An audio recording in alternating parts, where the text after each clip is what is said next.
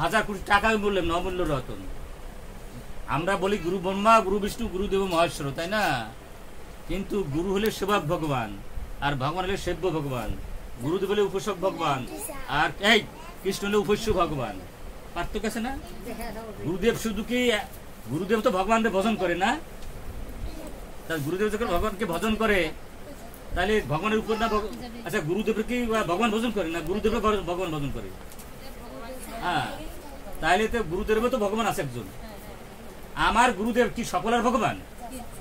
আমার কাছে আমার গুরুদেব পরম ব্রহ্ম, ঠিক আছে, কিন্তু আমার গুরুদেব কি সবাই পরম ব্রহ্ম? তাহলে ওই কৃষ্ণর সাথে গুরুদেব পার্থক্য আছে না? আমার কাছে আমার গুরুদেব পরম ব্রহ্ম, কিন্তু আমার গুরুদেব সবাই পরম ব্রহ্ম। সেই জন্য গুরুদেবকে কখনো কৃষ্ণের পাশাপাশি বসানো যাবে না। কি দুর্ভাগ্য, এই গানটা হয়ে যায় প্রত্যেকটি ঘরে ঘরে। এমনকি আমাদের গৌরাঙ্গ প্রভুকে বসানো যাবে না।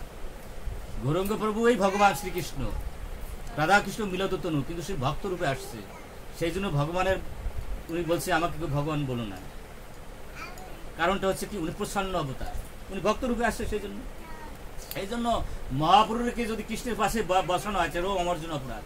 পাবলিক তো জানে না, আমরা ইচ্ছা করছি বসাই দেয়।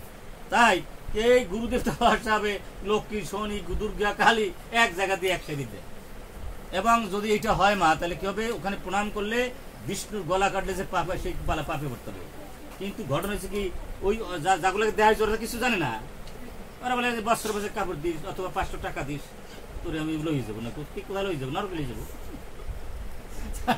তা এখন ঘটনা হচ্ছে ওরাই তো জানে না, তা কি শিখাবে এখন? তাহলে আপনারা কি করবেন, প্রতিটি ইস্কন মন্দিরে দেখবেন কিভাবে বিগ্রহগুলো রাখা হয়েছে, ওইটা দেখে দেখে শিখে আপনাদের বাড়িতে ঠিক করবেন। এবং তাতে তারপরে মানে একটু শোনেন, স্মৃতি সমস্যাকে এইগুলো স্মৃতি চেষ্টা আছে না, 20 কানা স্মৃতি, আপনি তো এক কেন জানেন না, এইখানে সমস্যা। সাধু যখন হয়েছেন বুঝছেন না, হওয়ার মতো হবেন, শিক্ষিত মাতা বুঝলেন না, আর জামাই বাবাও যে ভালো হইলে হওয়ার মতো হইতে হয়, বুঝলেন না। স্মৃতিশাস্ত্র 20 খানা আছে, তার অনুযায়ী আরো শাস্ত্র এখানে বলা আছে কোখানে কি রাখতে হবে। যেমন ধরেন আমাদের এই যে বিগ্রহগুলো আমরা যেখানে সেখানে রেখে দিই, সর্বপ্রথম হলে পূর্বমুখী রাখা, পূর্বমুখী করে বিগ্রহ প্রতিষ্ঠা।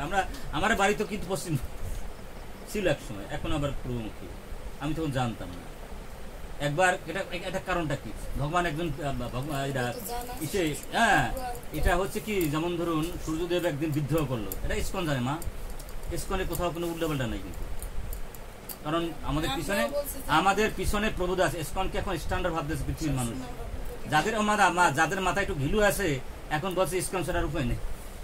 ইস্কন পথ প্রদর্শক, ইস্কন গাইড, ইস্কন আমাদের আশ্রয় তাই পারছে কিছু করতে। আমরা তো জাতিসংঘ কাহাই দিলাম, তাই না?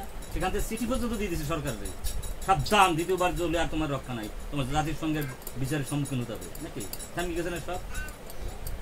এখন আর আমরা ভগবানের নামে নামছি, পথে মরলে ঠিক, আর মন্দিরে মরল ঠিক, বাড়ি যেতে মরল ঠিক। সময় একজনে বলে যে ইস্কন জামাত, একটা মোটামুটি মিথ্যে কথা না। আমরা ভগবানের নাকি জীবন দিতে রেডি নাকি, না মা? এমনি হয়, যারা ভালোবাসো তার জন্য জীবন দিয়ে দেবো নাকি, না কিসের সাথে ভালোবাসা? ভগবানকে ভালোবাসো, তার জন্য আমার তো জীবন তো একদিন জীবন যাবেই, এটা যদি ভগবানের যাবে সর্বোত্তম কাজ। হরে কৃষ্ণ। এরকম ভালো না বাসলে কোন সাঁতার ভালোবাসা নাকি?